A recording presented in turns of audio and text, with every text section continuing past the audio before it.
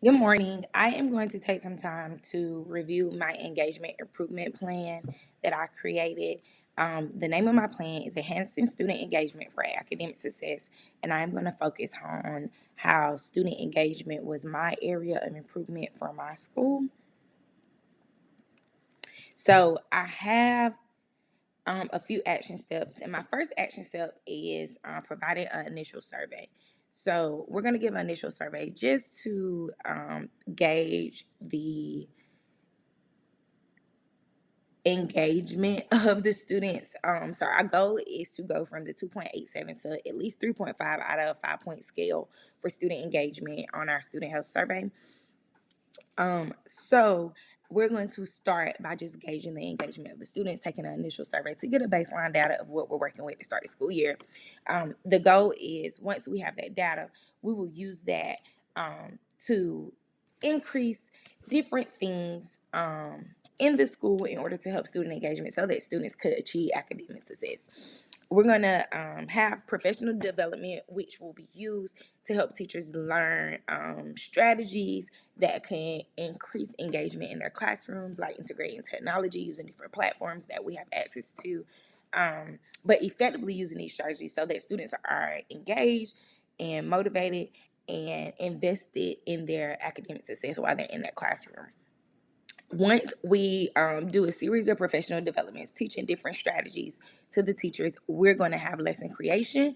And this is where the teachers will get together in their content areas and they will design lessons together that include some of these strategies that will increase the engagement in their classrooms and better benefit their students. In the lesson creation process, this will happen weekly. They will be asked to use at least 3 of the strategies that they learn in their professional development. There's no time frame on using those 3. However, we will be asked that they use at least 3 of those strategies just so we can see different strategies and see how the students, perform with those strategies. After we have the lesson creation, we're going to implement those lessons. And during this implementation process, we will have classroom observations. We will have peer observations where other teachers will come in, not just administrators or the instructional specialists, but teachers will come in and observe their other teachers, their peers, their colleagues, to see how they use the strategies in their classroom. And we will do growth and glows feedback forms that will be immediate. So as soon as you walk out the classroom, you could send it. And the teacher will get a grow and glow form from the feedback. But we will use the feedback to gauge our instruction if we need to update it. So I know F is my adjust and refine area action step. And this will take place after we've seen those lessons being implemented. And then depending on student success, based on the quarterly surveys that we're going to give, we will adjust and refine those strategies and fine tune them to better fit the needs of our students. So the reason why we're going to do quarterly surveys is so that we're able to, again, gauge the engagement of our students, to see how they are progressing towards our goal of going from 2.87% to 3.5 out of the 4 points.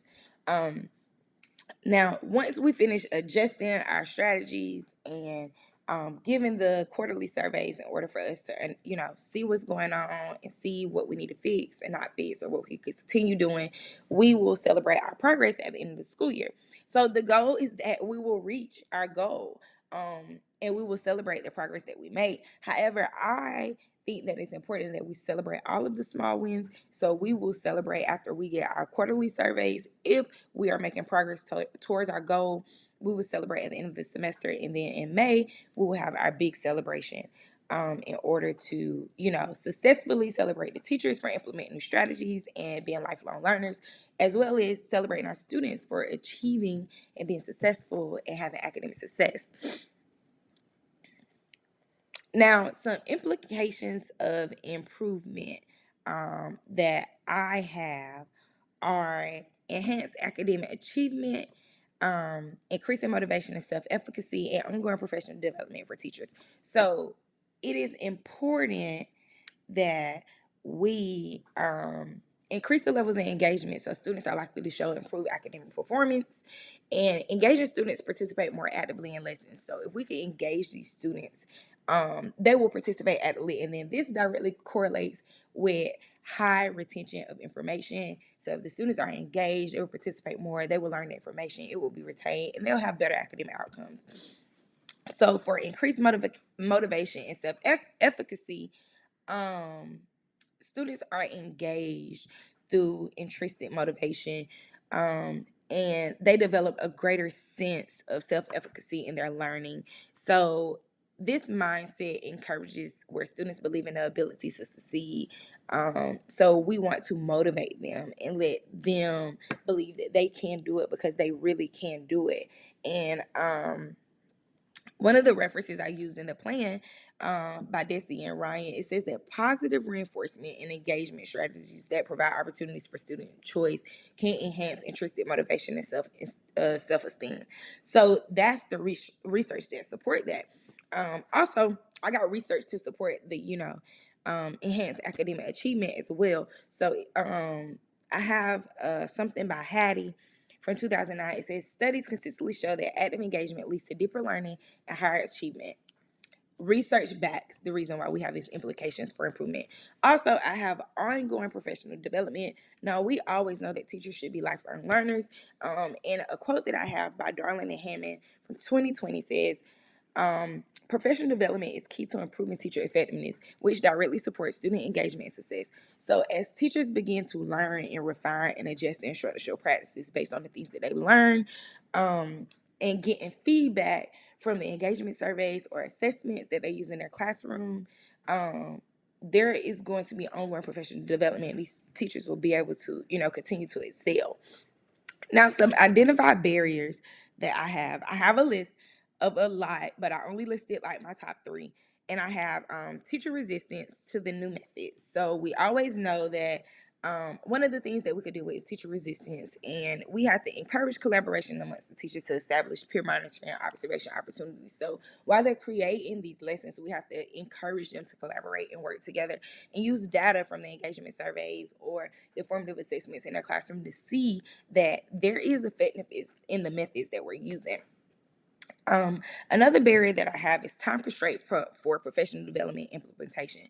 So I know that there are millions of strategies out there that we can use, but we have to be considerate and choose the ones that might have an effective size of like zero point 0.4 or higher. And then implement those because we are limited with the time that we have. We still have a curriculum that we have to teach and pacing guides that we have to follow. So therefore, we have to be mindful of the time that we have. We could offer flexible professional development opportunities such as like a self-paced module or a virtual lesson so that teachers are able to really get the professional development, and therefore they are not just limited to sitting in a meeting after school. And then we also have like curriculum alignment challenges. So using some of these technology programs, they might not align directly with our state standards. So we have to make sure that we have like sample lessons that teachers could use and resources that they're able to integrate in their classrooms that use technology or other activities to show them that we have things that align to our curriculum and align to the goals that we have for our students. All right. So in all, I have finished my explanation of my plan. Thank you for your time.